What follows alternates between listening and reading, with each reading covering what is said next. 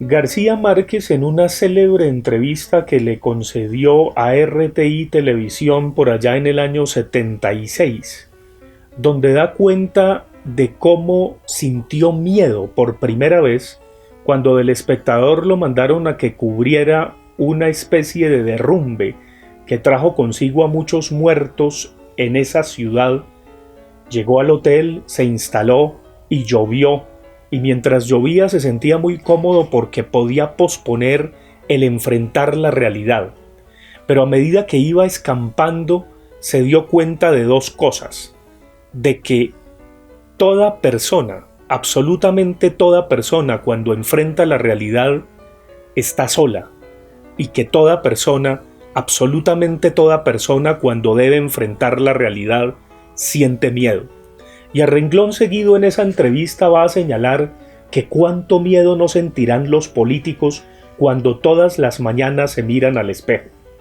Esta columna de Pelando el Cobre la quiero referir directamente a cuánto miedo y cuánta soledad no debe sentir un personaje como Enrique Peñalosa, quien no solamente condena a los bogotanos a un POT que es antiverde, antiecológico, asfaltado, y que llena a esa ciudad capital de gris, la vuelve cenicienta, una vez más la capital que conoció Gabo, en donde todos estaban de negro. En esa época había tranvías que se estrellaban sus poleas entre ellas, y evidentemente no había colorido, ese colorido que tanto le faltaba a un caribeño.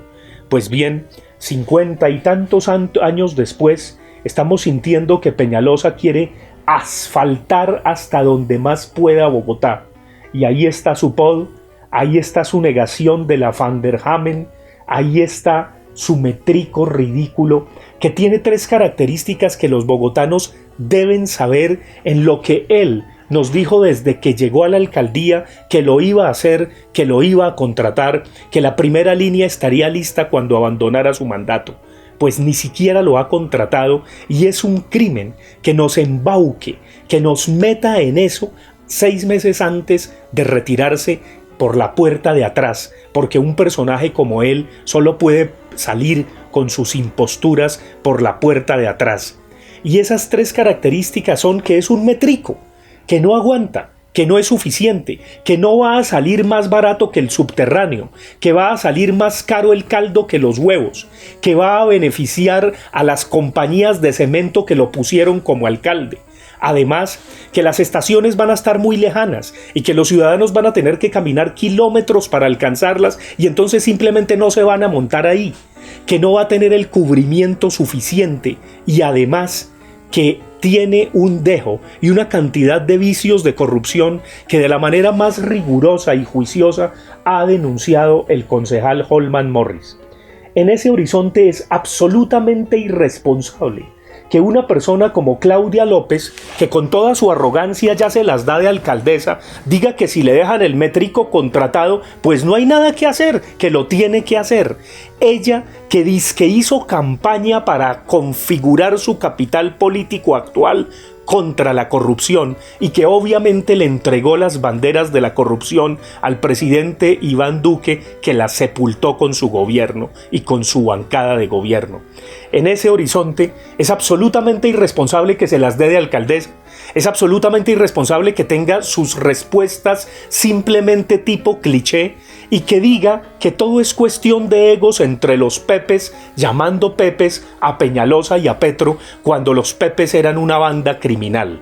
En ese sentido, sus salidas en falso están más que demostradas, y hay otros candidatos, y el hecho de que no sea Claudia la que forzosamente sea la alcaldesa de Bogotá, porque no tiene la experiencia administrativa que requeriría, es una excelente ejecutora, dirían algunos. ¿Ejecutora de qué? La hemos visto legislar, la hemos visto alegar en el Congreso, y en ese sentido es magnífica. Acaba de terminar su doctorado, tiene preparación, pero definitivamente su capacidad administrativa, ¿en qué la ha aprobado? ¿Quiénes la rodearían? ¿Cuál es su programa cultural, de seguridad, ambiental? ¿Son simplemente consignas de tipo lista de mercado, hagamos de todo? ¿Y no sería en el fondo una continuación de Peñalosa como Carlos Fernandito Galán o como la derecha de Turballito, a quien querrían montar? La pregunta también se da en el sentido de si el guiño de Gustavo Petro y de la Colombia humana va a ser para ella o no. El tiempo da punto como la miel y pareciera que es muy importante que Gustavo Petro se defina y le diga a quién le va a dar ese guiño, pero no solamente para que los ciudadanos simplemente lo sigan cual borregos, sino porque son los ciudadanos los que eligen. Eligen según el ejemplo y eligen según el testimonio de lo que queremos para Bogotá. Es profundamente irresponsable desde mi punto de vista que hagamos un metro elevado, un métrico elevado que además atentaría contra lo poco de urbanismo que tiene la capital de Colombia. Evidenciaría la miseria urbanística a derecha y la miseria urbanística a izquierda, generando todo tipo de foco delincuencial allá abajo, donde se sube o donde se asciende hacia las estaciones. Porque evidentemente los renders que nos muestra Peñalosa son renders de Houston, son renders de ciudades que nada tienen que ver con Bogotá. Y allí hay otro engaño de su impostura como urbanista, del mismo modo que no tiene título de doctor, del mismo modo que tampoco es urbanista, sino como algunos dicen, un simple vendedor de buses que nos trabucó, que fue un paquete chileno, entre otras cosas, montado por Antanas Mockus. En ese horizonte, ni Antanas Mockus, ni Sergio Fajardo, ni ninguno que se las dé de verdoso puede decirnos a los ciudadanos por quién hay que votar. No, somos los ciudadanos los que votamos. Los políticos pueden opinar, pueden hacer alianzas entre ellos, pueden hacer guiños, pero somos los ciudadanos quienes defendemos el derecho a una movilidad digna, porque estos benditos que no van a ser tan benditos sino más bien desgraciados cuando salgan como Enrique Peñalosa por la puerta trasera, jamás van a usar el sistema de transporte con el que nos embaucaron.